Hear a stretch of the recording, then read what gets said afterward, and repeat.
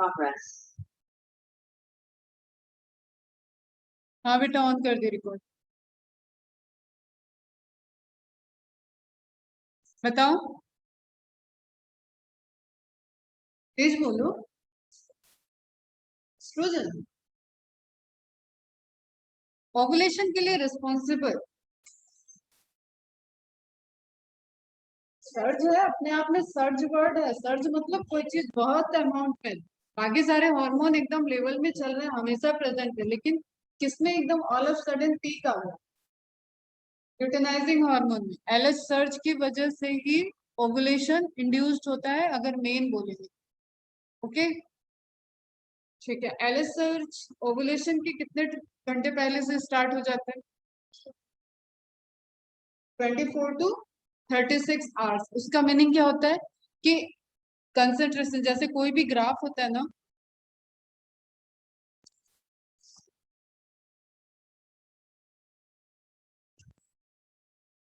ये ग्राफ है ना, तो ग्राफ में देखो किस तरीके से पीक स्टार्ट हो रही है ना, दिस इज एलएच सर्च। एक क्वेश्चन है उसमें ये पूछा गया, एलएच सर्च की पीक एकदम ओवुलेशन के टाइम में है, लेकिन what is LH search? LH search ये पूरा ड्यूरेशन एलएच सर्च। ओके तो जो 24 आवर्स पहले स्टार्ट हो गया है, वहां से लेके ये वाला फेज जो है, ये this is LH search, this is not LH search. ध्यान रखना इसको, ये एक बार एफएमसी जिपमर में पूछा गया। क्लियर है एकदम? ग्राफ और कोई ग्राफ से क्वेश्चन?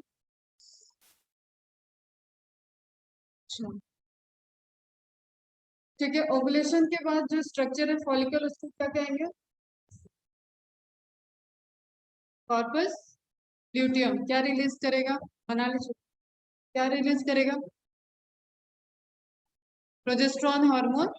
एक प्रायोरिटी पे पूछेंगे तो प्रोजेस्ट्रॉन, अभी मैंने प्रायोरिटी नहीं पूछा था इसलिए दोनों बोले कि प्रोजेस्ट्रॉन हाईली मतलब preferably progesterone, main progesterone, but it also secretes estrogen. Question ध्यान से सुना करो। क्लियर? तो प्रोजेस्ट्रॉन और एस्ट्रोजन दोनों ही सीक्रेट होते हैं किससे? Corpus luteal. कॉर्पस ल्यूटियल का आगे फ्यूचर क्या रहेगा? तुम लोग आंसर करते रहो। कॉर्पस ल्यूटियल के पास दो कंडीशन, या तो फर्टिलाइजेशन होगा, यूट्रस में फर्टिलाइज्ड एग का या एम्ब्रियो का इम्प्लांटेशन हो जाएगा, या तो ये सिचुएशन रहेगा, अदरवाइज फर्टिलाइजेशन नहीं होगा तो मेंस्ट्रुअल साइकिल फिर कंटिन्यू हो जाएगा। तो दोनों ही केस में कॉर्पस ल्यूटियल का क्या फ्यूचर है? अगर फर्टिलाइजेशन हो जाता है, इम्प्लांटेशन होता है, तो कॉर्पस ल्यूटियल क्या करेगा वहां पे? What is the role of corpus luteal? Question समझ में आया? मैंने बोला कार्पस ल्यूटियम बन गया, फॉलिकल है कॉर्पस ल्यूटियम, तो ल्यूटियम वो बन चुका है। अब उसका फ्यूचर या उसकी फेट कहें, वो आगे दो पोर्शन में जा सकता है, एदर फर्टिलाइजेशन और अनफर्टिलाइज स्टेज रहे। तो दोनों ही केस में उसका रोल क्या है? फर्टिलाइज्ड होगा तो, फर्टिलाइज नहीं होगा तो डिजेनरेट हो जाएगा। स्ट्रक्चर, स्ट्रक्चर बेटा कार्पस एल्बिकेंस कंप्लीट नहीं है तुम लोग, ठीक है? कंप्लीट नहीं है, चीजों को कंप्लीट करो, ये एकदम फ्लो में रहना चाहिए, एक के बाद एक। ये एक दिन ऐसे बैठोगे ना कि पढ़ने की, हम अब सब हमको समझ में आया है, सारे नाम हम आज पढ़ेंगे, ऐसा कोई दिन आएगा नहीं जिंदगी। ठीक? स्लो क्यों चलता है? बायो स्लो ही पढ़ाते हैं या फास्ट पढ़ा रहे हैं? बहुत स्लो हो गया हमको। हमारे सीनियर्स का अब तक तो जेनेटिक्स वगैरह सब खत्म कर, तो एक तो कोर्स भी स्लो चल रहा है, उसमें भी तैयार नहीं है। सबसे बड़ी दिक्कत ये है कि तैयार भी नहीं है। चल कितनी बड़ी प्रॉब्लम आने वाली है, तुम्हें दिख नहीं रहा है, मुझे दिख रहा है। एक तो चैप्टर नहीं तैयार हो रहे हैं, दूसरा चैप्टर बचे भी हुए हैं। किसी को बोलते हैं एक तो करेला ऊपर से नीम चढ़ा। तो ये सब चीजें जब धीरे धीरे पढ़ाते हैं, इसका मतलब वो क्लास में प्रिपेयर हो जानी चाहिए। क्लास में प्रिपेयर होने के बाद उसी दिन रिवाइज होना चाहिए। कोई तो मैंने कहा नहीं ना, जब से ये ह्यूमन रिप्रोडक्शन चल रहा है, मैंने कोई पैरेलली रिवीजन के लिए चैप्टर असाइन नहीं किया है। किया है क्या? तो फिर चल क्या रहा है घर पे, क्या होता है? अगर लेक्चर कंप्लीट हुआ, लेक्चर समझ में आ गया, तो मेरे साइड से तो ओके है ना, मतलब डिलीवरी मेरी सही है, मेरे से तो कोई दिक्कत नहीं है। किसी को हो रही है प्रॉब्लम? लेक्चर से कोई प्रॉब्लम नहीं हो रही है तो इट्स अप टू यू ना, हमारे साइड था कि उसी दिन की चीजें उसी दिन कंप्लीट नहीं हो रही है। अभी तो हम ये पूछ रहे हैं, वही हम स्पर्मेटोजेनेसिस, टेस्टिस की लेयर, डक्ट का सीक्वेंस, कितने सारे क्वेश्चन है दिमाग पूछेंगे तो फिर ऐसे ही है, कुछ याद नहीं आ रहा। इट मीन्स ये प्रॉब्लम है। तुम लोग पढ़ने की स्पीड थोड़ी सी तेज करो, अगर नहीं घर पे पढ़ाई हो रही है तो एक थंब रूल बना लो कि सुबह घर में 3 टिफिन बनवा के आओ, ठीक है, एटलीस्ट 2 टिफिन बनवा के आओ और फ्रूट्स रख के आओ। क्लियर? कुछ फ्रूट्स रखो, बनाना रखो, सस्ता सुंदर टिकाऊ, एनर्जी देता है, कार्बोहाइड्रेट हो उसी की नीड है, बाकी खाने में प्रोटीन मिल जाए। बनाना लेके आओ, एप्पल रखना है, एक एप्पल रख लो, एक बनाना एक एप्पल एक दिन में खाओगे बहुत है। आगे टिफिन लेके अपनी क्लासेस अटेंड किया और उसके बाद अपने से उस पहले तो उस दिन की ही क्लासेस को कंप्लीट करो।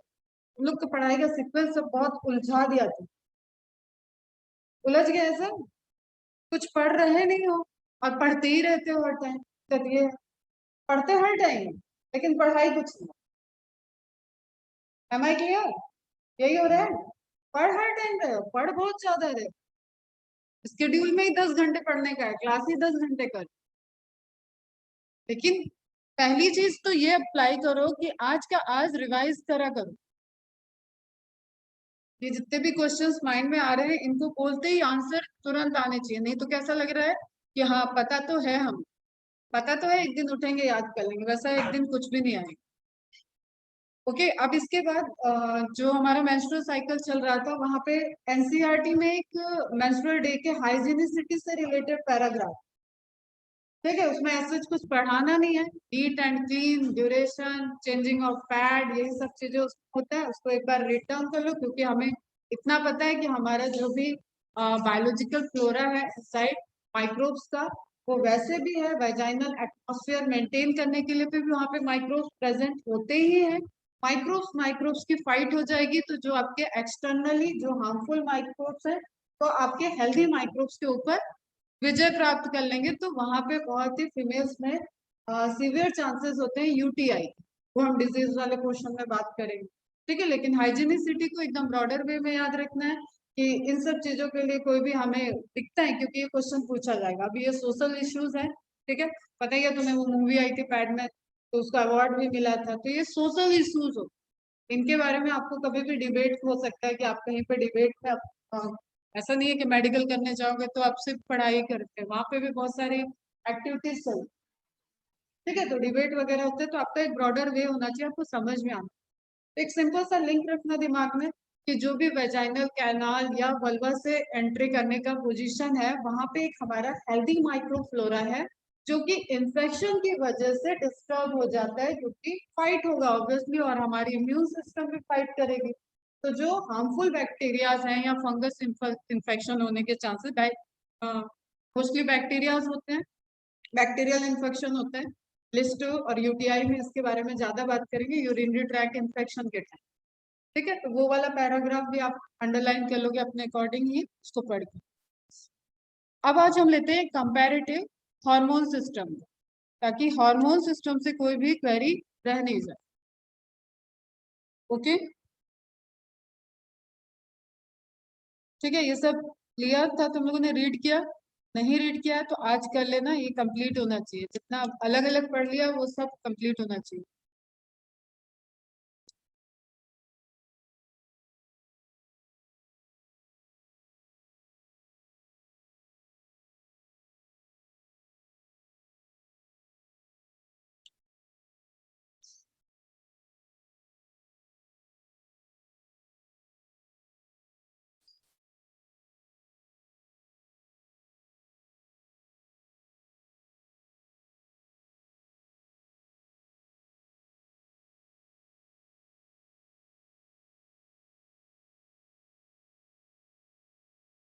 विजिबल है तुम लोग को, दिख रहा है? हम्म? सबसे पहले क्या लिखा है? Terminal stage of hormonal changes और pre ovulatory phase. Pre ovulatory हम किसको बोलते हैं? फॉलिकुलर फेज को। क्लियर? क्या हो रहा है वहां पे? देखो, बहुत ही कंपैरेटिव, एक तुमने जो अगर सबने पिछला वाला चार्ट रिवाइज करोगे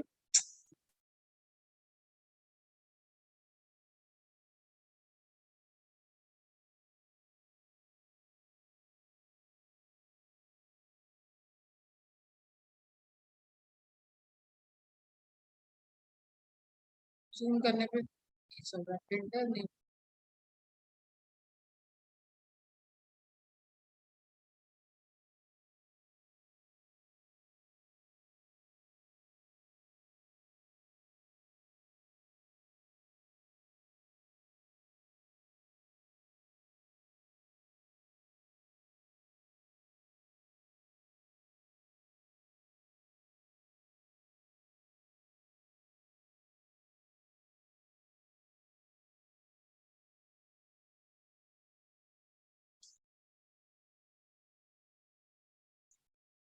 पिछले वाला चार्ट रिवाइज करोगे तो उस चार्ट में तुम देख रहे हो कि हर एक पोजीशन पे सभी हार्मोन्स को जो रिलेटेड वहां पे है कौन कम हो रहा है कौन सा ज्यादा है। तो हम बार बार रिपीट करते हैं कि हार्मोन्स को पढ़ने के टाइम एक चीज तो ध्यान में रखना है कि कोई एक हार्मोन अकेले कोई भी काम नहीं कर रहा है, लेकिन उसका मेन रोल होता है। इसलिए हमें क्वेश्चन को सॉल्व करते वक्त किस तरीके से क्वेश्चन पूछ रहा है उसको फोकस कर। ठीक है, मेन पूछा है तो एक जाए, कई सारे कंट्रीब्यूट कर रहे हैं तो कई सारे जाएंगे। अभी प्लेसेंटल हार्मोन ऑलरेडी बाकी है, मतलब जो डिलीवरी के टाइम लोकल हार्मोन्स उस फेज में सिर्फ बनते हैं, वो हार्मोन ऑलरेडी बाकी। ठीक है, वो भी इनके साथ ही वर्क कर, ये सब कोलैबोरेटेड वर्क कर, तो ध्यान रखना है थोड़ा। अभी यहाँ पे क्या लिखा है, terminal stage of hormonal change of pre ovulatory phase means follicular phase, extreme high concentration. अब सबसे प्रायोरिटी इसमें किस हार्मोन की होगी, एस्ट्रोजन की। Clear, extreme high concentration of oestrogen है। क्यों, क्योंकि ये फॉलिकल से रिलीज हो रहा है, और इन्हीं फॉलिकल से एस्ट्रोजन ये जो है ये फीमेल सेक्स हार्मोन हो गया, जैसे मेल सेक्स हार्मोन टेस्टोस्टेरोन था। तो during the development of a female, मतलब प्यूबर्टी तक आने के लिए भी, आफ्टर बर्थ एंड प्यूबर्टी, उसके बीच में भी तो उसका सेक्सुअल ऑर्गन्स डेवलप हो रहे होंगे। इट मीन्स कि फीमेल रिप्रोडक्टिव ऑर्गन डेवलप हो रहा होगा। ओके, दैट्स व्हाई फॉलिकल्स पहले बने, फॉलिकल्स पहले ऑलरेडी बन गए थे, क्योंकि ओवरी क्या है, एंडोक्राइन ग्लैंड भी है, और ओवरी को ये हार्मोन मेंटेन करना है, ये हार्मोन यहीं से सिक्रीट होगा, तभी पूरी फीमेल बॉडी डेवलप होगी। जो रिक्वायरमेंट प्यूबर्टी तक फीमेल बॉडी में सेक्सुअल रिप्रोडक्टिव पार्ट के डेवलपमेंट की है, उसके लिए एस्ट्रोजन चाहिए था हमें, इसलिए एस्ट्रोजन सिंथेसिस होता रहे, दैट्स व्हाई ओवरी में फॉलिकल्स प्रेजेंट। इतनी बात क्लियर है? क्लियर। अब बात कर रहा है कि फॉलिकुलर फेज की, फॉलिकुलर फेज मतलब जिस बीच में फॉलिकुलर डेवलपमेंट हुआ, तो एस्ट्रोजन उसमें सबसे हाई अमाउंट में है, और ये बिफोर प्यूबर्टी भी रिलीज होने वाला हार्मोन था, जो कि रिस्पॉन्सिबल है for the development of other secondary sex organs and primary sex organ also. Positive feedback दिया इसने जीएनआरएच पे। जीएनआरएच कहाँ है, हाइपोथैलेमस से रिलीज होने वाला hormone, full form gonadotropin releasing hormone. तो हाइपोथैलेमस ने रिलीज किया जीएनआरएच को। जीएनआरएच किस पे वर्क करेगा, एंटीरियर पिट्यूटरी, एंटीरियर पिट्यूटरी से रिलीज होगा एफएसएच एंड एलएच। क्योंकि पॉजिटिव है इसका मतलब पॉजिटिव फीडबैक देना है, इसको रिलीज कराना। नेगेटिव फीडबैक आएगा तो अपने सारे इन हार्मोन्स को सप्रेस कराने के लिए एस्ट्रोजन वर्क करेगा। कब कहाँ पे क्या चीज है उस पर फोकस कर, एस्ट्रोजन दोनों काम करेगा, पॉजिटिव फीडबैक भी देगा, निगेटिव फीडबैक भी देगा। क्लियर। अब एफएसएस से इंड्यूस क्या हो रहा है, oogenesis, लेकिन क्या एलएच उसमें वर्क नहीं कर रहा है? तो हमें पहला एक क्वेश्चन मिल रहा है, एलएच भी रिस्पॉन्सिबल है फॉर oogenesis। ठीक है, स्पर्मेटोजेनेसिस में एलएच क्या कर रहा था, एलएच का फंक्शन स्पर्मेटोजेनेसिस में क्या था, एफएसएच का क्या फंक्शन। सब चीजें रिवाइज करो, सब चीजें रिवाइज करके कल आना, तो उधर बात करेंगे, वरना कुछ भी खत्म नहीं। First meiotic division completed in Graafian follicle. ठीक है, फर्स्ट मियोटिक डिवीजन कंप्लीट हो गया ग्राफियन फॉलिकल में, या यू कैन से कि tertiary follicle.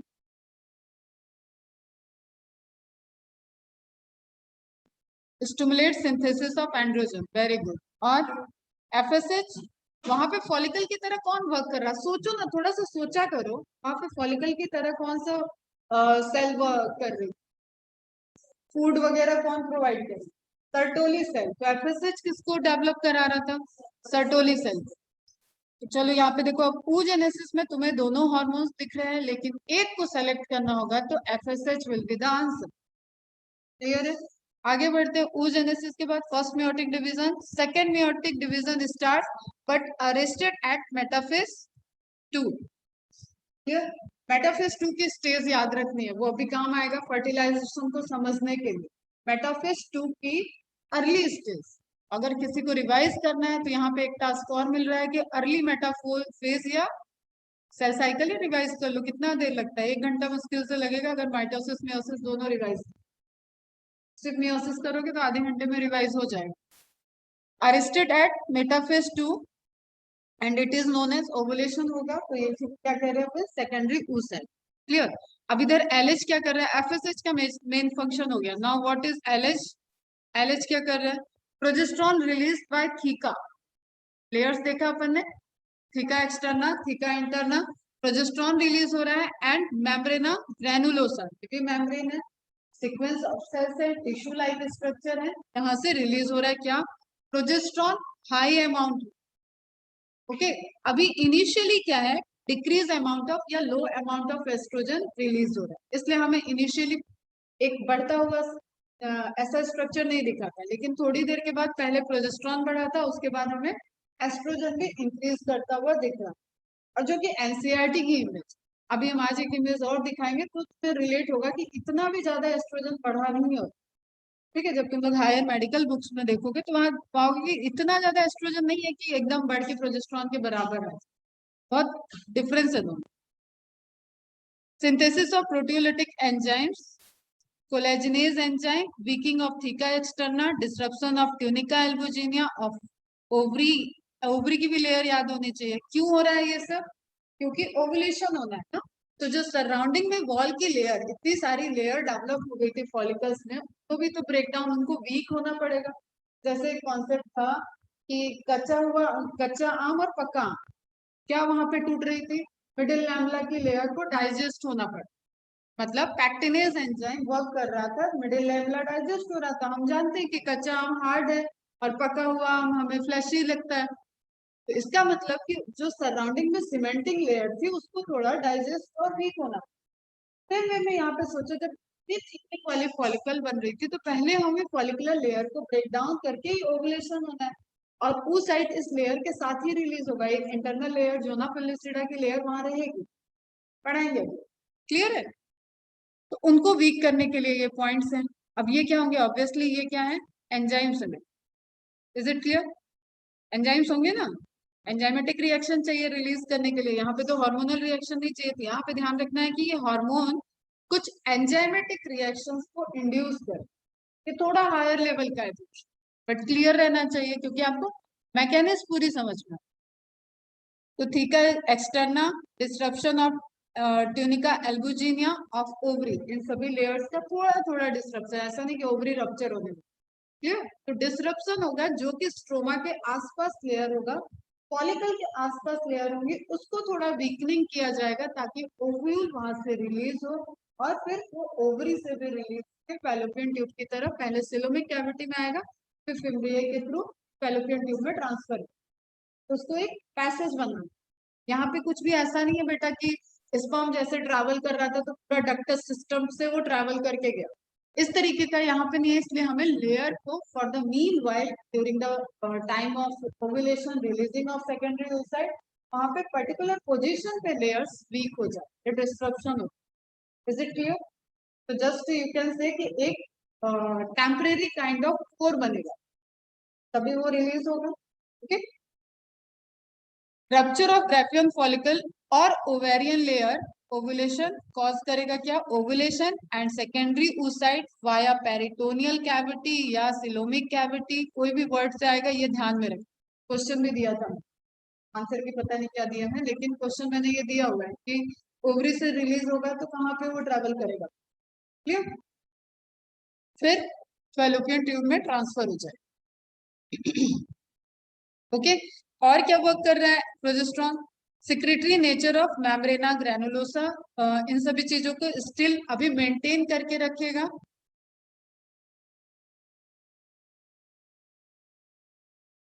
Okay, antral fluid still increase होगा, स्वेलिंग ऑफ ग्रेफियन फॉलिकल, ये कब है, मतलब एलएच, ये तुम्हारा ओवुलेशन के पहले वाली कंडीशन। बाहर से एक वीकनिंग होनी चाहिए, अंदर से एक प्रेशर होना चाहिए। उस प्रेशर के लिए अब यहाँ पे सेंट्रल वैक्यूल वाला कॉन्सेप्ट था। सेंट्रल वैक्यूल में फ्लूइड एंटर कर रहा था, सेंट्रल वैक्यूल की वॉल टोनोप्लास्ट प्रेशर लगा रही थी साइटोप्लास्ट पे, साइटोप्लास्ट से प्रेशर गया प्लाज्मा मेम्ब्रेन पे, प्लाज्मा मेम्ब्रेन टर्जिडिटी को शो करेगी और प्लाज्मा मेम्ब्रेन प्रेशर लगाती थी सेल वॉल। तो उस प्रेशर के लिए रिस्पॉन्सिबल कौन है? सेंट्रल वैक्यूल रिस्पॉन्सिबल हुई, सेंट्रल वैक्यूल पहले फेल हुई। तो यहाँ पे आपको बाहर की तरफ एक प्रेशर लगाना है फॉलिकुलर वॉल पे, तो अंदर जो एंड्रम कैविटी बनी थी उसका फ्लूइड अगर हम कम कर देंगे वो श्रिंक कर जाएगा। समझो कॉन्सेप्ट को समझो। और कैविटी में अगर फ्लूइड बढ़ता रहेगा तो जो आउटर पूरी थिन लेयर हो चुकी है उस पर प्रेशर आएगा। क्लियर है? प्रेशर आएगा तो वो रप्चर के लिए क्या होगा? पॉजिटिव रिस्पॉन्स शो करेगा। तो increase in enteral cavity fluid इसको भी मेंटेन कर रहा है। Is it clear? समझ में आई बात? And swelling of Graafian follicle, जब अंदर फ्लूइड बढ़ रहा है तो ऑब्वियसली वो फ्लेक्सिबल स्ट्रक्चर है, यहाँ पे कोई अभी सेल वॉल तो है नहीं, रिजिड स्ट्रक्चर है नहीं, तो फ्लेक्सिबल स्ट्रक्चर है तो वो पूरी की पूरी ग्राफियन फॉलिकल क्या कर रही है? थोड़ी सी और स्वेलअप हो रही है। और इन्हीं सारे प्रेशर से एलएस सर्ज हो रहा है, यहाँ पे प्रेशर से क्या होगा? ये लेयर बस्ट हो। Is it clear? समझ में आया पूरा फ्लो चार्ट? और ये सब किससे हो रहा है? ये सब एस्ट्रोजन के पॉजिटिव फीडबैक से हो रहा है। एकदम कॉमन क्वेश्चन जो बच्चों से गलत है कि एस्ट्रोजन का क्या रोल है? एस्ट्रोजन का ही रोल है। एस्ट्रोजन देखो, मेंस्ट्रुएशन साइकिल के बाद पहला फेज फॉलिकुलर डेवलपमेंट क्यों है? क्योंकि एस्ट्रोजन चाहिए। एस्ट्रोजन आएगा तभी ये सारी प्रोसेस हो सकती है। तो एस्ट्रोजन होगा तभी एलएस सिक्रीशन स्टार्ट होगा और एलएस सिक्रीशन ओवुलेशन कराएगा। क्लियर है? सिर्फ ओवुलेशन के लिए प्रायोरिटी पूछता है, मतलब रिस्पॉन्सिबल कौन? तो एलएच रिस्पॉन्सिबल। लेकिन एलएच के पीछे कौन है? एलएच कहाँ से आ रहा है? एस्ट्रोजन के फीडबैक से आ रहा है। इसलिए दोनों का जो कॉन्ट्राडिक्ट क्वेश्चन आता है ना, ऐसा क्वेश्चन आएगा तो बस थोड़ा सोच समझ के, और एनसीईआरटी बेस्ड हो भी, ये नॉलेज के लिए हम इतने अच्छे से बता रहे हैं तुम्हें कि तुम्हें कंफ्यूजन नहीं हो। लास्ट ईयर मैंने देखा था बहुत बच्चे कंफ्यूजन हो। ठीक है? तो एकदम ध्यान से इसको देखो, और फिर जब टेस्ट सीरीज वगैरह सॉल्व की उसमें भी बहुत सारे ऐसे क्वेश्चंस हैं, और फुल कमांड में उन्होंने ये वाले क्वेश्चन तो सबने किए। तो अब किसका क्या कॉम्बिनेशन बनाना है, वही टफ क्वेश्चन है यहाँ। ठीक है,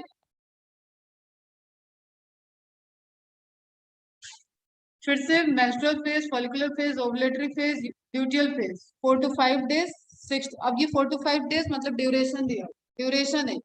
ठीक है, 1st to 7 डेज। डेज अगर साइकिल में डेज करना है तो हमें 1st to 7 डेज या 1st to 5 डेज इस तरीके से रहेगा।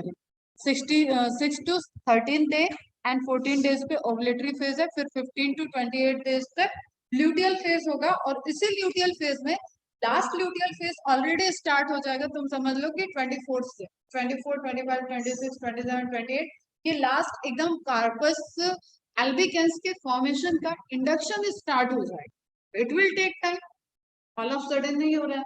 ठीक है, फिर उसके बाद इधर पूरा कंप्लीट खत्म होने के बाद जब प्रोजेस्टेरॉन का लेवल पहले तो रहेगा ही ब्लड में, दूसरी ओवरी भी काम कर रही है, ब्लड में तो प्रोजेस्टेरॉन है ही, तो यहाँ पे काफी ज्यादा डाउन जाने पे उधर यूट्रस साइकिल की, यूट्रस में यूट्राइन साइकिल का मेंस्ट्रुएशन फेज स्टार्ट हो।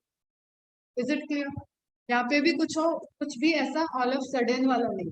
तो डे का ये ड्यूरेशन बहुत इंपॉर्टेंट है, ये जो दे दिया ना ल्यूटियल फेज 15 to 28 डेज, इसका मतलब इसका एक अर्ली फेज होगा, इसका एक मिड फेज होगा, एक एंड फेज होगा। तो eight the and phase it affect the endometrium layer of uterus. Clear? Okay, बाकी तो आई थिंक सब पढ़े ही हुए हो, यहाँ पे बहुत टाइम देने की नीड नहीं है। Changes in uterus, changes in ovary, ये कंपैरेटिव आपको देखना है।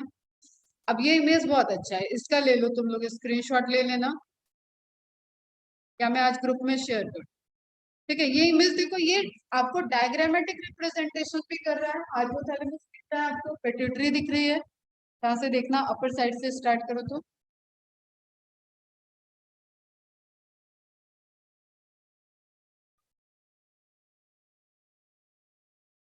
हाइपोथैलेमस, हाइपोथैलेमस से गोनाडोट्रोपिन रिलीजिंग हार्मोन, देन कहाँ पे वर्क कर रही है? Anterior pituitary. अब देखो तुम यहाँ से जो इसने एरो दिया है ना, वो इस इमेज में बहुत प्यारा है, सब समझ में आ रहा है।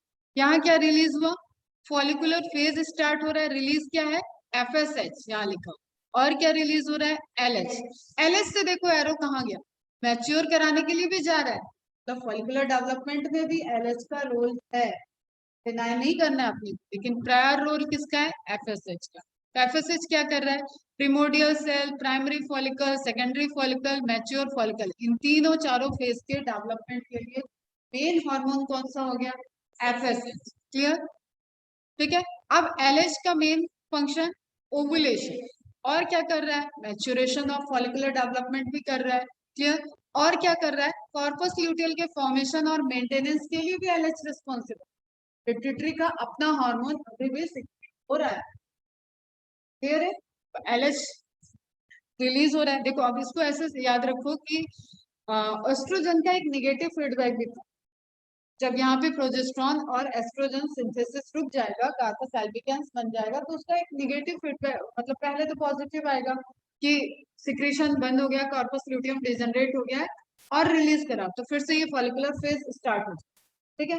लेकिन एस्ट्रोजन हाई अमाउंट में है, उस वक्त एस्ट्रोजन निगेटिव फीडबैक भी करेगा, और यही FSH LH के सिंथेसिस को रोकेगा, इनहिबिट करेगा कि अभी एस्ट्रोजन का लेवल नॉर्मल से अबव जा, तो ये सारे फंक्शंस को वो सप्रेस भी करेगा by the mean of secreting of FSH and LH, okay. तो कॉर्पस ल्यूटियम पे भी वर्क कर रहा है LH, and then at the end formation हो गया corpus albicans, that is just, यहाँ पे हार्मोन वर्क नहीं कर रहा, देखो यहाँ पे एरो नहीं आई, यहाँ पे क्या वर्क कर रहा है, यहाँ पे सिग्नलिंग मॉलिक्यूल, तिस्मार खान जी,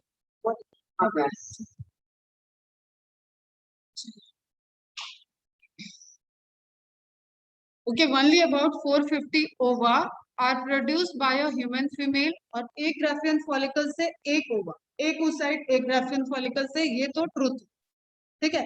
दो ग्राफियन फॉलिकल मैच्योर हो सकती है, जो जाइगोट आपका जो ट्विंस बनने के चांसेस होते हैं, उसमें दो ग्राफियन फॉलिकल एक टाइम से रिलीज हो सकती है, या दोनों ओवरी से एग रिलीज हो सकती है उस मंथ में, उस ड्यूरेशन, क्योंकि रिप्रोडक्शन और fertilization is totally by chance phenomena.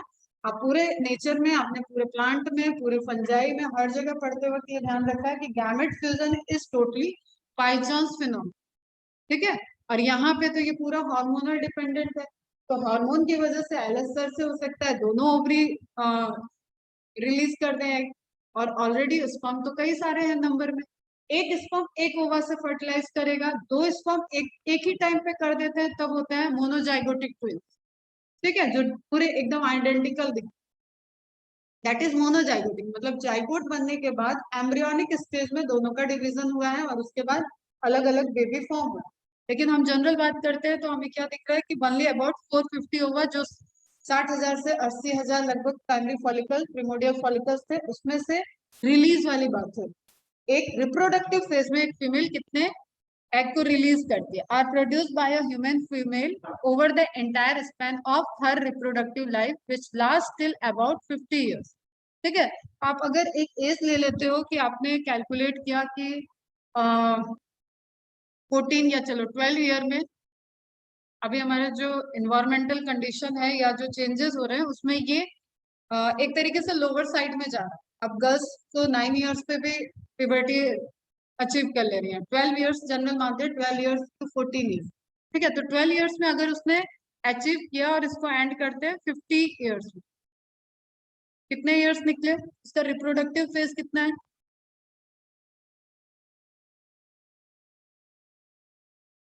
38।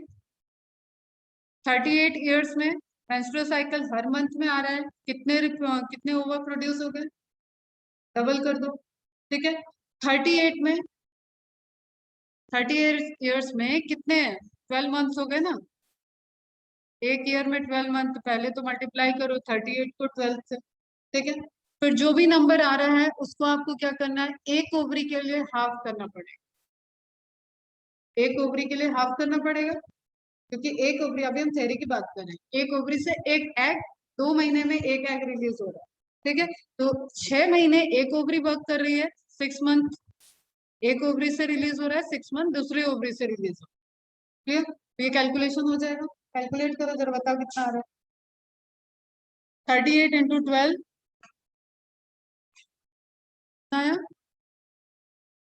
246, 456 तो आ गया 450 के अराउंड ना, जो भी आएगा 450 400 के रेंज में आएगा। ये डिपेंड है कि ईयर आपने कितना लिया, क्योंकि ईयर का रेंज है, ये 10 to 14 ईयर्स हो सकता है, ये 45 to 50 ईयर्स हो सकता है, ओके, या 55 भी हो सकता है, इट डिपेंड्स। तो ईयर के अकॉर्डिंग जब भी आप लोगे तो वहां रेंज के अकॉर्डिंग आपको कैलकुलेट करना होगा। अब ये जो 456 आया है, this is the total number of ओवा, मतलब दोनों ओवरी का। अब क्वेश्चन पूछते वक्त वहां छोटा से लिखा होगा फ्रॉम वन ओवरी, तो अगेन आपको स्मार्टली इसको हाफ करना है, डिवाइडेड बाय 2, देन आंसर आएगा। ऑप्शन में ये भी दिया होगा, बड़ा तेजी में सॉल्व करोगे तो करके गलत आ जाए। Is it clear? और इसी चीज को ध्यान में रखना है कि कोई भी क्वेश्चन पूछता है कि फॉर द फर्टिलाइजेशन ऑफ 20, अगर हम कहें 20 फर्टिलाइज एग बनना है तो उसके लिए कितनी ओवरी, कितने एग का फॉर्मेशन होगा, कितनी मदर सेल इन्वॉल्व होंगी और कितनी स्पर्म मदर सेल इन्वॉल्व होंगी, ये सब क्वेश्चंस आएंगे। तो स्पर्म के केस में हमेशा याद रखना है कि वहां पे 4 फॉर्मेशन होगा, हर मियोसिस के रिजल्टेड 4 स्पर्म फॉर्म हो रहे हैं, वहां पे मल्टीप्लाई बाय 4 चलता रहेगा और यहाँ पे 1 जाएगा, तो यहाँ पे आपको कोई मल्टीप्लाई नहीं करना। जो टोटल जैसे 20 का दिया हुआ है कि 20 फर्टिलाइज्ड एग को बनाने के लिए, तो डायरेक्ट आंसर है 20 ओवा चाहिए ही चाहिए। अब 20 ओवा है तो 20 मदर सेल भी चाहिए, हर एक मदर सेल से 2 पोलर बॉडी बन गई थी और एक ही प्राइमरी oocyte सेकेंडरी oocyte में वही कन्वर्ट हुआ, तो ऐसा नहीं है कि प्राइमरी oocyte भी है सेकेंडरी oocyte। जो फर्स्ट मियोसिस से 2 सेल मिली थी उसमें से एक पोलर बॉडी थी, प्राइमरी पोलर बॉडी डिजेनरेट, ठीक है, और जो प्राइमरी oocyte वो कन्वर्ट हुआ सेकेंडरी oocyte में। सेकेंडरी oocyte अब डिवाइड करेगा, जब स्पर्म इंडेक्स कर जाएगा, अंदर एंटर करेगा, तो सेकेंडरी oocyte से फिर से एक पोलर बॉडी बनेगा और एक सेकेंडरी oocyte रह जाएगी, तो फाइनली आप ओवम बोलोगे और वो ओवम फ्यूज करेगा। फ्यूज होने के लिए तो एक ही बचा, 2 पोलर बॉडी डिजेनरेट। क्लियर है? तो यहाँ पे हमेशा आपका इक्वल नंबर है।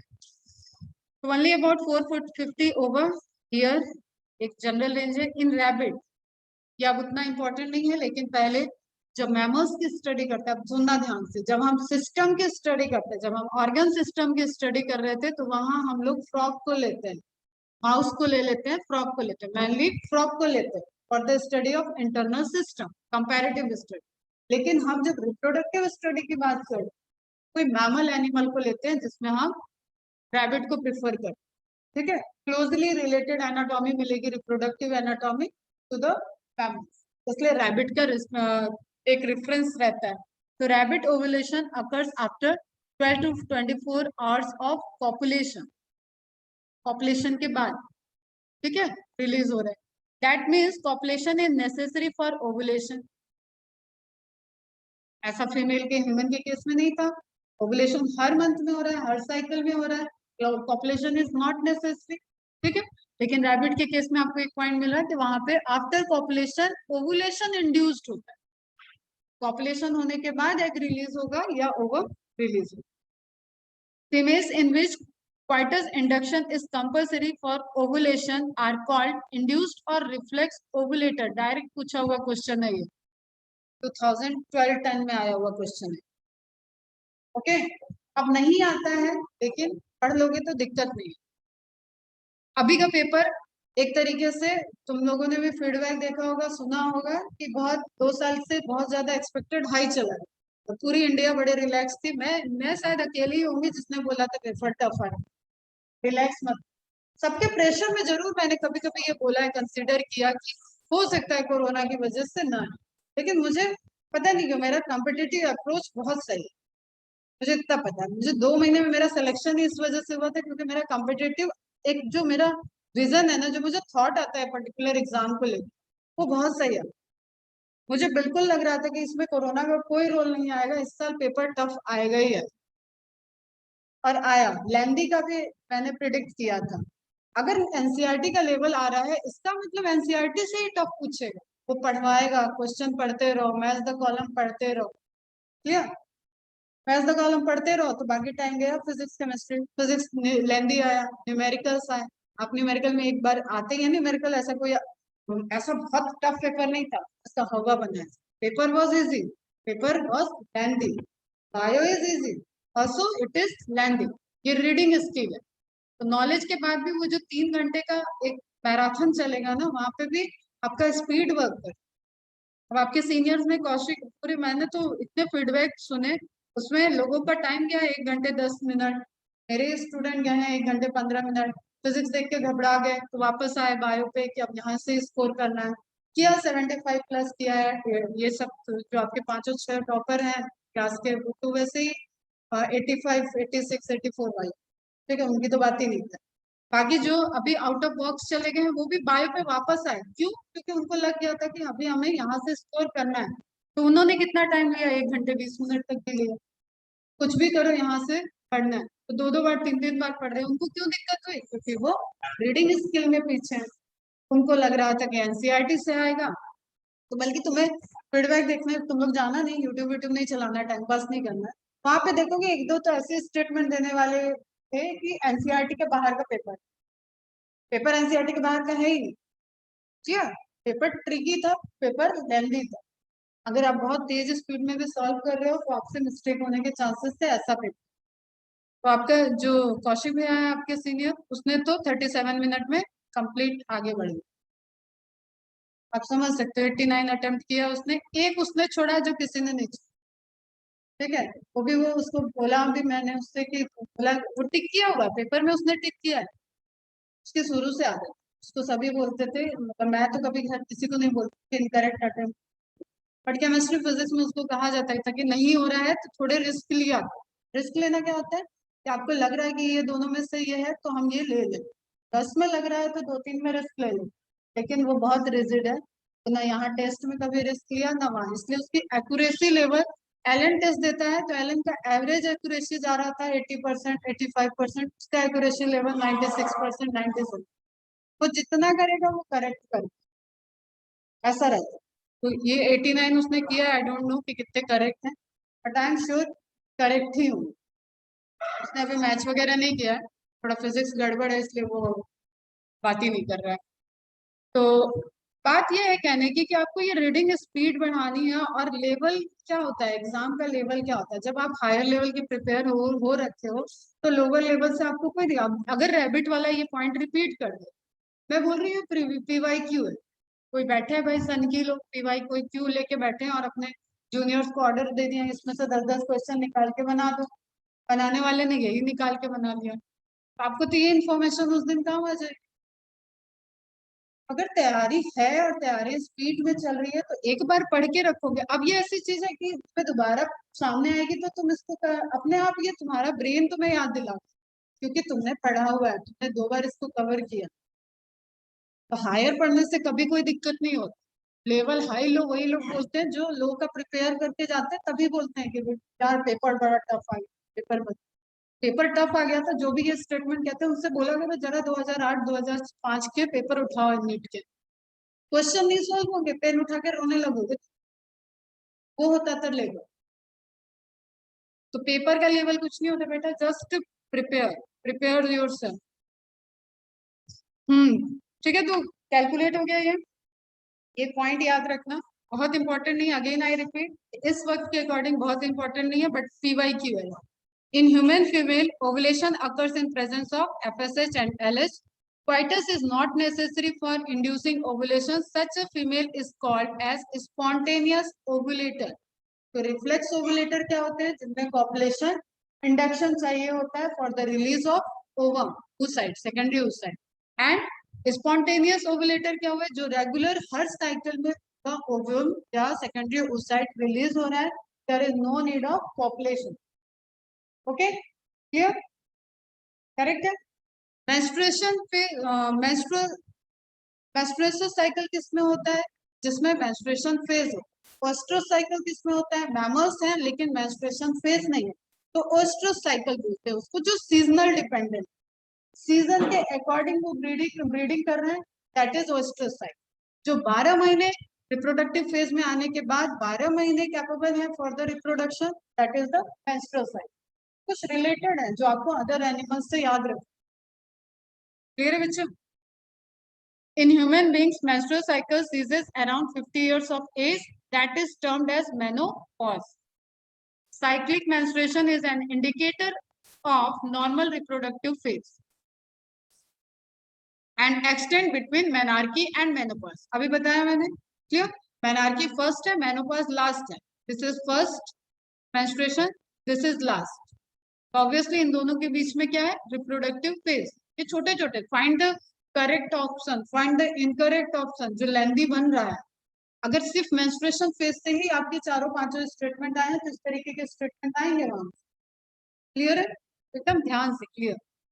Although most of the follicular cells and the oocyte undergo degeneration, देखा हमने, क्योंकि 80,000 से 60,000 से 80,000 के रेंज से लेके चले थे हम लोग, और पूरे साइकिल में पूरे रिप्रोडक्टिव फेज में अप्रोक्सीमेटली 450 एग बन रहे हैं. तो इसका मतलब बाकी के सब कहाँ गए? डिजेनरेट हो गए नेचुरल प्रोसेस में. इसी में कुछ सिस्टम में कन्वर्ट हो जाते हैं, दैट इज डिजीज कंडीशन. क्योंकि फॉलिकल तो बना था, लेयर बनी थी, वो लेयर अब डिजेनरेट नहीं हो रही है, तो it forms the cystic stage. Okay, some undergoes degeneration during follicular atresia. इसको बोलते हैं follicular atresia, मतलब काम का नहीं है, खत्म हो जाओ. Some thecal cells formed from the stroma and located around the follicle persist and become active. These are called interstitial cells, just like कि दो के बीच. Clear? तो interstitial cells, these cells secretes a small amount of androgen. फिर क्योंकि मैं अभी देखो हमने बताया, no specific breeding season is found in human being because we are menstrual animal. Primata आ जाते हैं इसमें. In eutherian mammals other than primates oestrus cycle के बारे में लिखो. रिप्रोडक्टिव साइकिल इज ओस्ट्रस भी करेक्ट है एंड एस्ट्रस भी करेक्ट है. क्लियर? जस्ट लाइक एस्ट्रोजन उसी तरीके से. Estrous cycles which occur during specific breeding season. Amenorrhea, absence of menstruation cycle is disease है. Amenorrhea condition बोलते हैं. एक लिस्ट मैंने पहले भी दी हुई है, अगर वो लिखा है तो वही होगा, कुछ एडिशनल होगा तो नोट डाउन कर लेना, दोबारा लिखने की नहीं. Precocious puberty, menstruation occur before the age of 8 years. मैंने बोला रिपोर्टेड, अभी गर्ल्स में अर्ली एज में मेंस्ट्रुएशन साइकिल आ जा रही है. अभी कुछ दिन पहले न्यूज आया था कि 24 साल की माँ और नहीं 12-13 साल की माँ और 26 साल की नानी, इस तरीके के फॉरेन का एक न्यूज था. मतलब 26 ईयर में that particular girl become grand. तो वो बेबी, उसकी बेटी को बेबी हो गया था 12 साल की, तो 12 साल की बेटी 26 साल की नानी, इस तरीके से कुछ आया था. तो जस्ट बिकॉज ऑफ मेंस्ट्रुएशन एक एज के पहले अभी रिपोर्टेड हो रहा है, उसमें एनवायरमेंटल चेंजेस एक तरीके से, जो तुमने एवोल्यूशन में एडॉप्टेशन वर्ड सुनते हो ना, या इंडक्शन सुन रहे हो, उसी तरीके से जो एनवायरमेंट है उसके हिसाब से ये अंडर स्टडी है अभी. ठीक है, तो लेकिन ये माना जा रहा है कि एनवायरमेंटल इम्पैक्ट पड़ रहा है, जिसमें साइकिल बस की पहले आ रही है, प्यूबर्टी का एज उनका पहले हो जाए. Pregnancy is detected with the help of HCG hormone in urine of pregnant lady, and this is only secreted during the pregnancy. That's why it is a confirmative test of pregnancy. Cryptomenorrhea, occurrence of menstrual symptoms without external bleeding. Symptoms दिख रहा है लेकिन bleeding नहीं है, तो like cryptic है. Cryptic means छुपा हुआ. ठीक है, encrypted बोलते हैं ना अपन की encryption कर, तो crypted मतलब है नहीं लेकिन दिख रहा है, इस तरीके के सिम्टम्स है. Dysmenorrhea, painful menstruation is called dysmenorrhea. बहुत सारे गर्ल्स में होता है. ठीक है, प्री मेंस्ट्रुअल सिंड्रोम भी होता है और बहुत पेन रहता है ड्यूरिंग द मेंस्ट्रुअल साइकिल, तो उसको बोलते हैं dysmenorrhea. Menorrhagia, a normal menstruation blood loss is 50 to 80 ml and does not exceed 100 ml. This is the amount of menstruation fluid. Clear?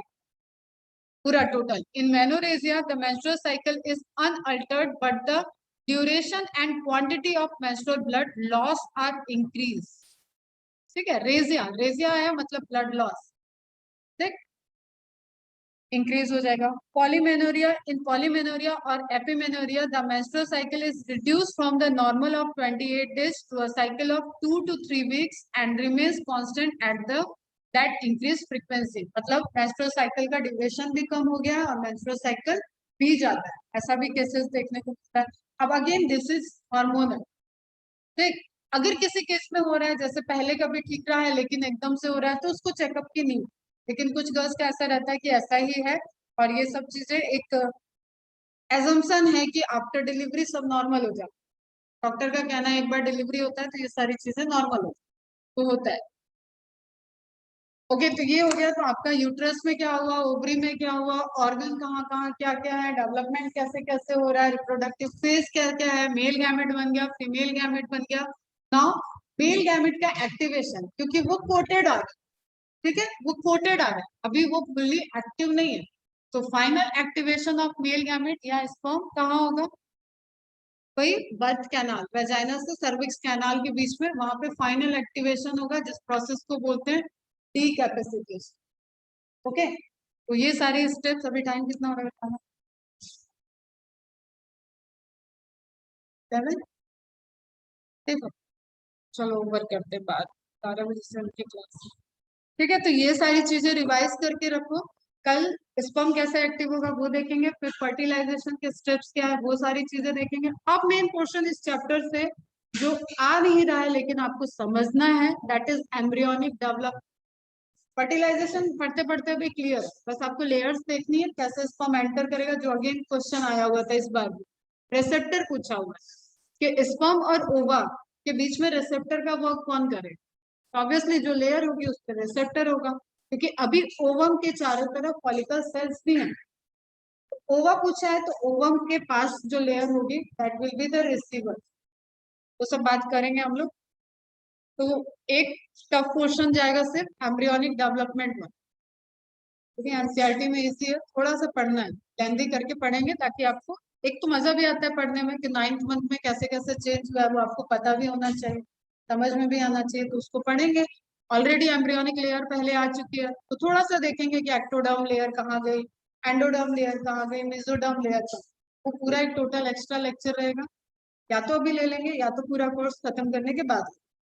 ठीक, पहले एनसीईआरटी के कंप्लीट, लेकिन कल ये सब चीजें रिवाइज होनी चाहिए। आज जैसे क्वेश्चन आंसर पूछा है उस तरीके से कल पूछेंगे और शांत रहोगे, इट इज नॉट गुड। एकदम अच्छे से रिवाइज करो, ध्यान रखो कि टर्म्स हमें क्लियर रहेंगे तभी हम प्रोसेस को आगे बढ़। चलो बाय। अब शायद तुम लोग ऊपर नीचे करना पड़ेगा।